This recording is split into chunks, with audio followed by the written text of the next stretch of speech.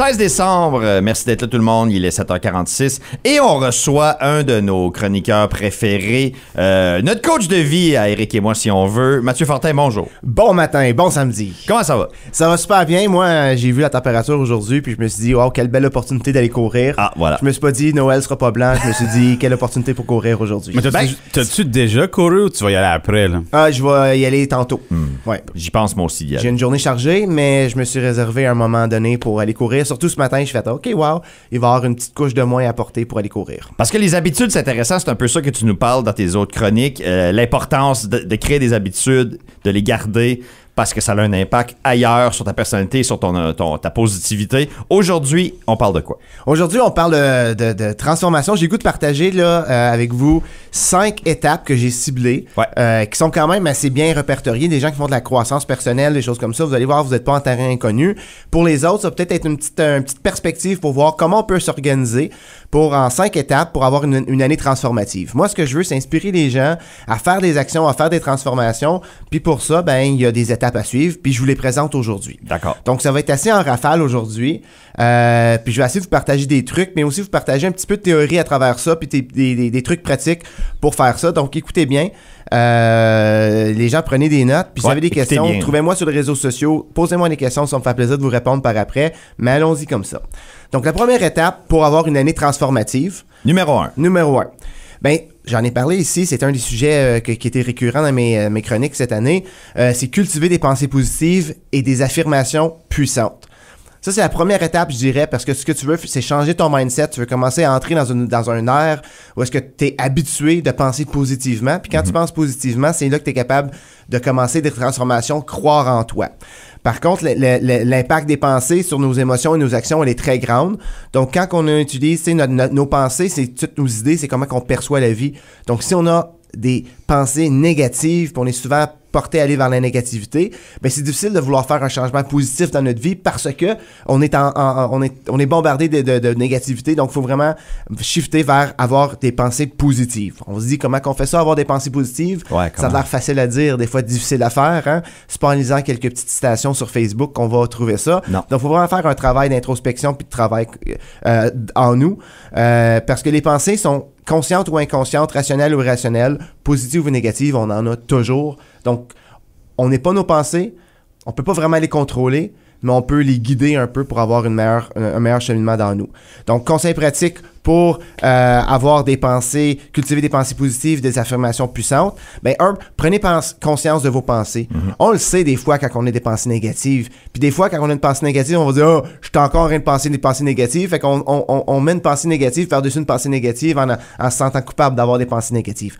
Prenez conscience de quelles sont vos pensées négatives, à quel moment de la journée ou avant quelle situation vous avez des pensées négatives, puis essayez de voir qu'est-ce qui fait, quelle cause qui crée cette réaction-là pour avoir ces pensées négatives-là. Déjà là, on va avoir une idée, c'est quoi votre pattern, qu'est-ce qui crée ces pensées négatives-là. Ensuite de ça, posez-vous la question, cette pensée négative-là, est-ce qu'elle fait partie de moi? Est-ce qu'elle est concrète à la situation? Est-ce qu'elle est superflue? Est-ce que c'est moi qui l'invente? Ou, tu sais, essayez de questionner un peu pourquoi que ces pensées négatives-là arrivent. Donc, vous allez commencer à mieux vous comprendre votre pattern de pensée négative. Là, vous allez vouloir commencer à changer vos pensées négatives.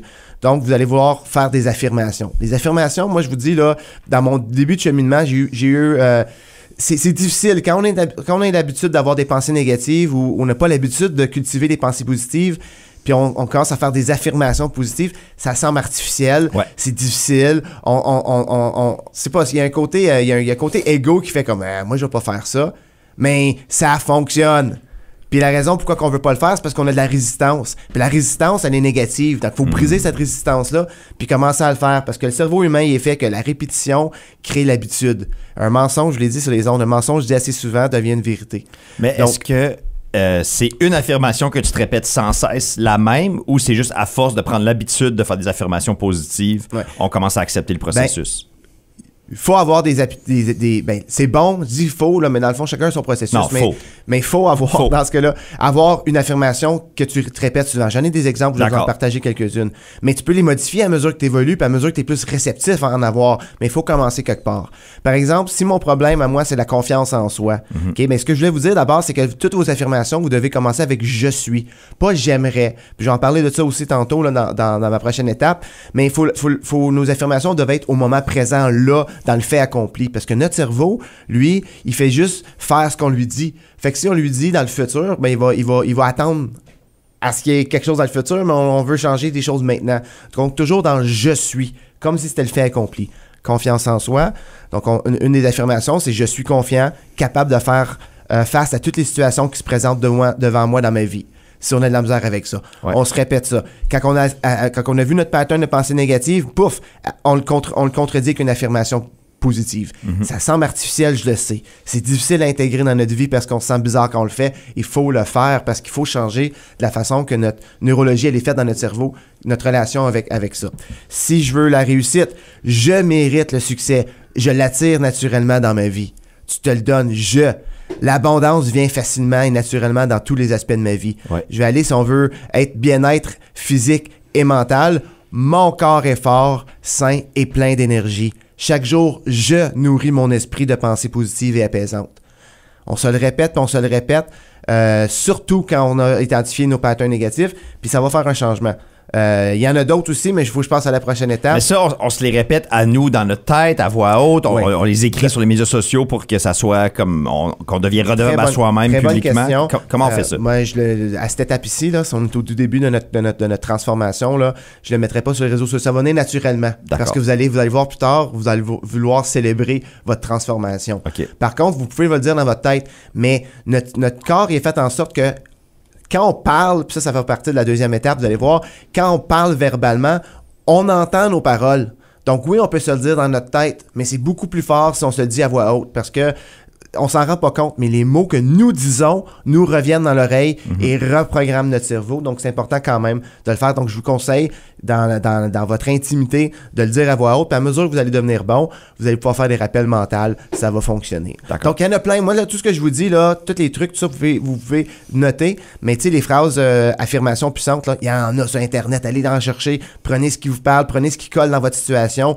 Puis, prenez-en une ou deux, commencez avec une, puis commencez à la pratiquer, surtout dans les moments où vous sentez que vous êtes dans une phase négative. D'accord. Étape 2, ben, ça vient avec les affirmations. Choisir des mots positifs qui sont en cohérence avec nos objectifs.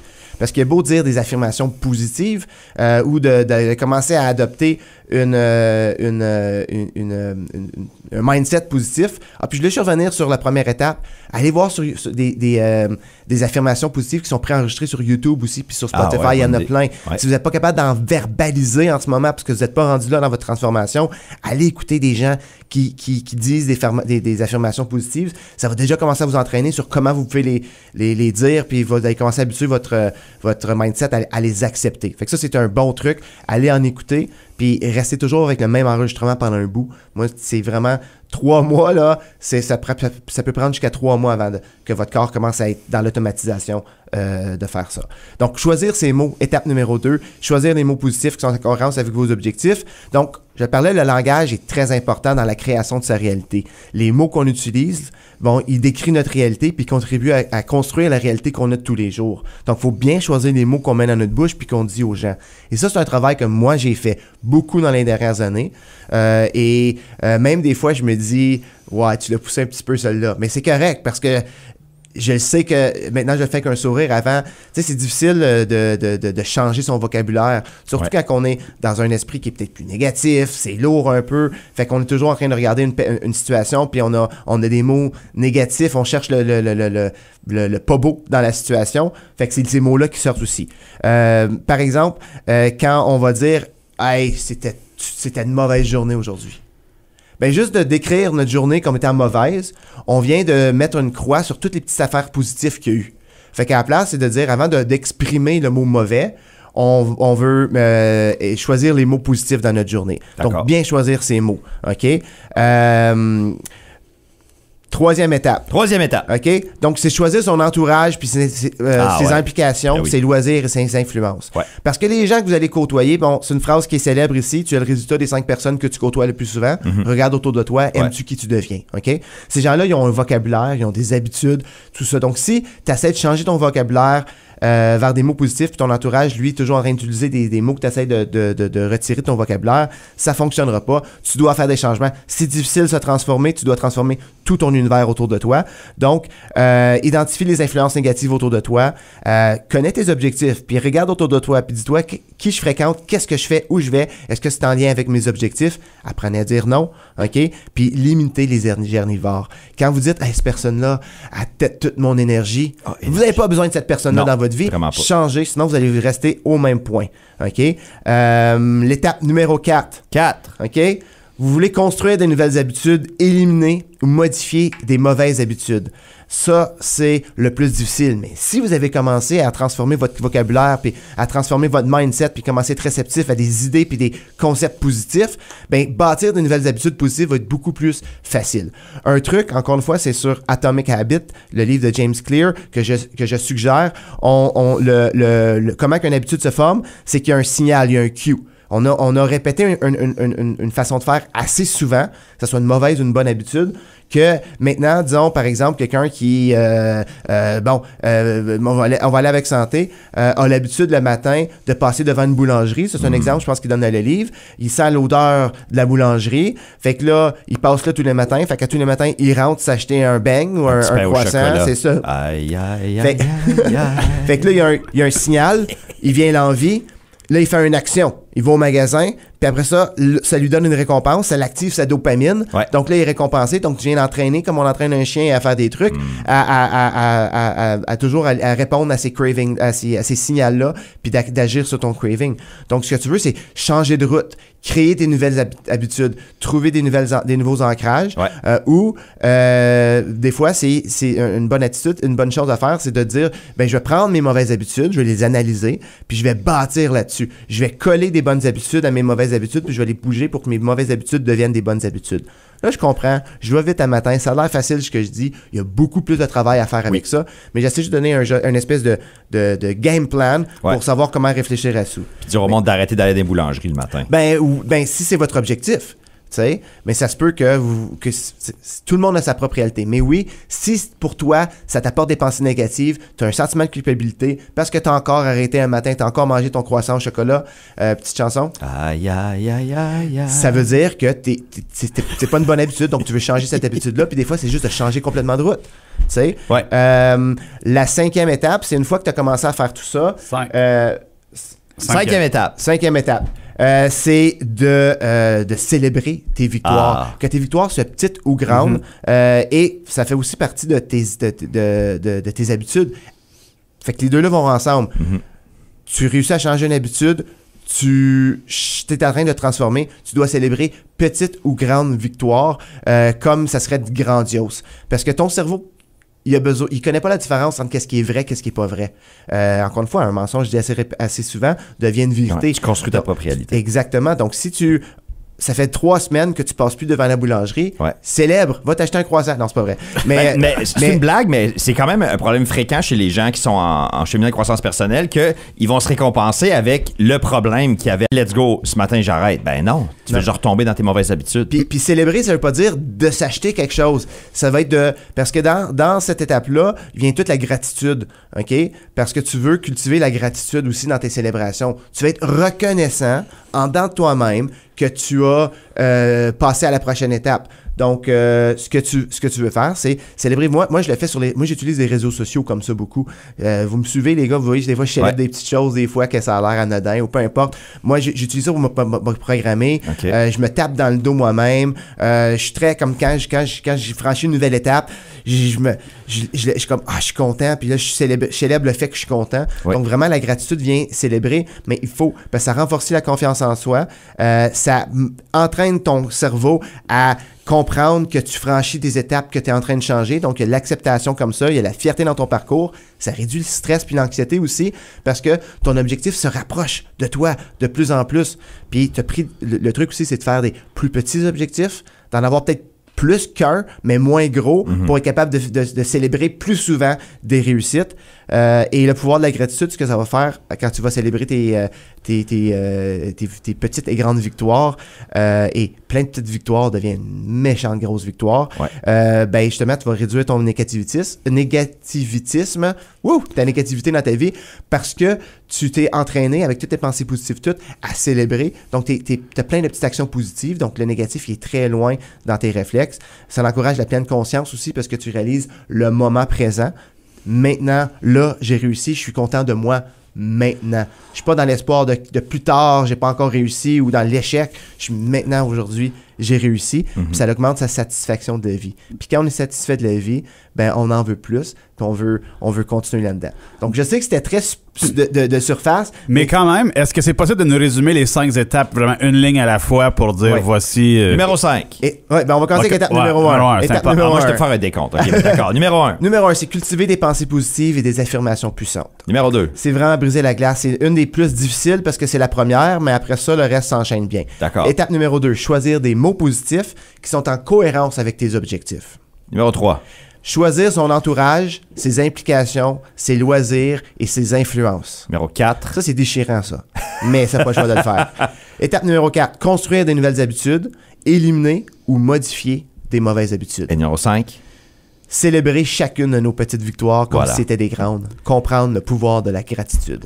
Et en musique, tu voulais écouter la pièce Eye of the Tiger. Moi, c'est une pièce que mon coach d'hockey nous avait fait écouter pendant vraiment la fin d'une saison. On était une équipe médiocre, puis on a commencé toute cette chanson-là, puis on a remporté genre 3-4 tournois. Je devais avoir genre 12-13 ans, mais ça m'a marqué. Puis il y avait une photo d'un œil de tigre aussi dans la chambre, puis il nous donnait un exemple d'un joueur de baseball, je sais plus trop quel, là, on l'appelait Eye of the Tiger pour ça, parce que son regard était... Mark McGuire. Non. En tout cas, peu importe.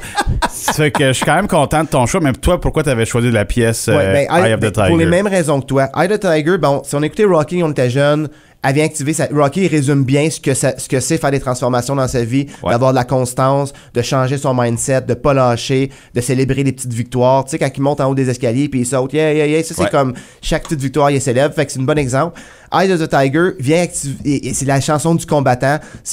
Puis pour vrai, c'est un ancrage pour moi aussi. Elle fait partie de mon playlist. Souvent, c'est la première chanson de mon playlist quand je vais courir, parce qu'on veut, c'est la programmation neurolinguistique là. Puis ça fait partie de créer nos habitudes. On veut créer des ancrages, quelque chose que quand on le part, ça nous active immédiatement. Puis Eyes of the Tiger, elle vient chercher quelque chose. Vous allez avoir plein de gens à la maison qui vont boxer dans le vide en écoutant Eyes of the Tiger. Ça, c'est un ancrage. Parfait. Fait qu'on utilisez-la, c'est la chanson du combattant. Donc ce matin, levez-vous, frappez dans le vide, soyez un fighter la prochaine année. Je suis avec vous. Yes. Je vous aime. Merci beaucoup de m'avoir écouté. On se revoit en 2024, Mathieu. Au revoir. Merci.